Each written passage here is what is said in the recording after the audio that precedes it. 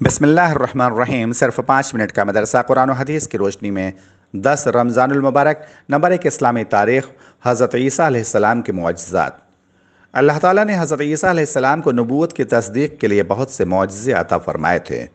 مثلاً بغیر باپ کے پیدا ہونا، پیدائش کے بعد ماں کی گود میں ان کی صفائی بیان کرنا، مردوں کو زندہ کرنا، اندھے اور کوڑھی کو اچھا کر دینا، مٹی سے پرندہ بنا کر پھونک مار کر اڑا دینا، لوگوں کے گھر میں رکھی ہوئی چیزوں کا بتا دینا، ان کی دعا سے آسمان سے دسترخوان کا اترنا، زندہ آسمان پر اٹھا لیا جانا، قیامت کے قریب دنیا میں دوبارہ تشریف لانا، یہ وہ معجزات ہیں جس کی شہادت قرآن پاک دے رہا ہے۔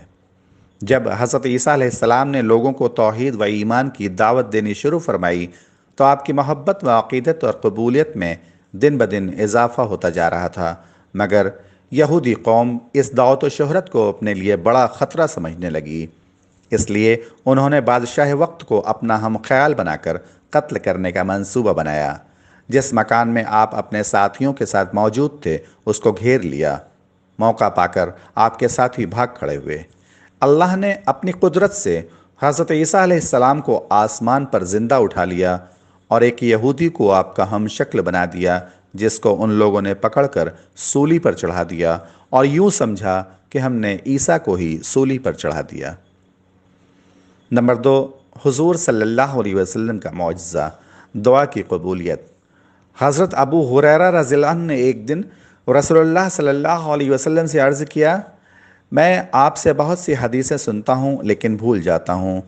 تو رسول اللہ نے فرمایا، اپنی چادر پھیلاؤ۔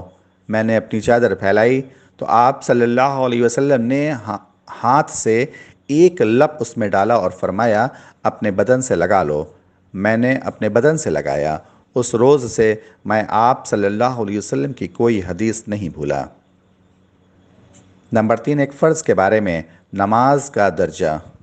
رسول اللہ صلی اللہ علیہ وسلم نے فرمایا، جس کا وضو نہیں اس کی نماز نہیں، اور جو نماز نہ پڑھے اس کا کوئی دین نہیں۔ نماز کا درجہ دین میں ایسا ہے جیسے سر کا درجہ بدن میں ہے، یعنی جس طرح سر کے بغیر انسان زندہ نہیں رہ سکتا، اسی طرح نماز کے بغیر دین زندہ نہیں رہ سکتا۔ نمبر 4، ایک سنت کے بارے میں، شب قدر کی دعا۔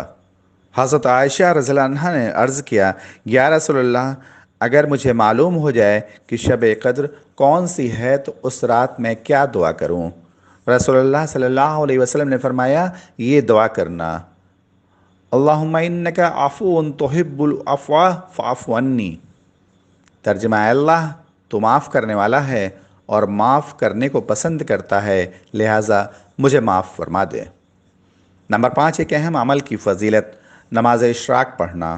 رسول اللہ صلی اللہ علیہ وسلم نے فرمایا، جو شخص فجر کی نماز باجماعت پڑھے پھر بیٹھ کر اللہ کا ذکر کرتا رہے یہاں تک کہ سورج طلوع ہو جائے تو پھر 2 رکعت نماز پڑھے، یعنی 2 رکعت اشراق کی نماز پڑھے، تو اس کے لیے ایک مکمل حج و عمرہ کا ثواب ہوگا۔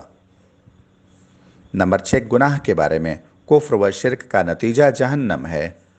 قرآن میں اللہ تعالیٰ فرماتا ہے، جو بھی اللہ کے ساتھ شریک ٹھہرائے گا اس پر اللہ تعالیٰ نے جنت حرام کر دی ہے اور اس کا ٹھکانہ جہنم ہے، اور ایسے ظالموں کا کوئی مددگار نہیں ہے۔ نمبر 7، دنیا کے بارے میں، دنیا کی چیزیں ختم ہونے والی ہیں۔ قرآن میں اللہ تعالیٰ فرماتا ہے، جو کچھ تمہارے پاس ہے وہ ختم ہو جائے گا، اور جو اللہ کے پاس ہے وہ ہمیشہ باقی رہنے والی چیز ہے۔ نمبر 8، آخرت کے بارے میں، قیامت کے دن لوگوں کی حالت۔ رسول اللہ صلی اللہ علیہ وسلم نے فرمایا، قیامت کے دن لوگ اعمال کے بقدر پسینے میں ہوں گے، کوئی تو پسینے میں ٹخنوں تک ڈوبا ہوا ہوگا، اور کسی کے گھٹنوں تک پسینہ ہوگا، اور کسی کا یہ حال ہوگا کہ پاؤں سے لے کر منہ تک پسینے میں ہوگا، اس کا پسینہ لگام کی طرح منہ میں گھسا ہوا ہوگا۔ نمبر 9، طب نبوی سے علاج، چست چاق و چوبند رہنے کا طریقہ۔ رسول اللہ صلی اللہ علیہ وسلم نے فرمایا، تم میں سے جب کوئی سوتا ہے تو ہر ایک کی گدی پر شیطان 3 گرہیں لگاتا ہے، اور ہر گرہ پر کہتا ہے، رات لمبی ہے سوتے رہو، رات لمبی ہے سوتے رہو، رات لمبی ہے سوتے رہو۔ جب وہ بیدار ہوتا ہے اور اللہ کا نام لیتا ہے تو ایک گرہ کھل جاتی ہے، پھر وضو کرتا ہے تو دوسری گرہ کھل جاتی ہے، اور نماز پڑھ لیتا ہے تو ساری گرہیں کھل جاتی ہیں۔ چنانچہ صبح کے وقت چست چاق و چوبند اور خوش مزاج ہوتا ہے، ورنہ منحوس اور سست رہتا ہے۔ نمبر 10، نبی صلی اللہ علیہ وسلم کی نصیحت۔ رسول اللہ صلی اللہ علیہ وسلم نے فرمایا، اے عائشہ، نرمی اختیار کرو، کیونکہ اللہ تعالیٰ خود مہربان ہے اور نرمی اور مہربانی کرنا اس کو بہت پسند ہے، اور نرمی پر وہ اتنا دیتا ہے جتنا کہ سختی اور اس کے علاوہ پر نہیں دیتا۔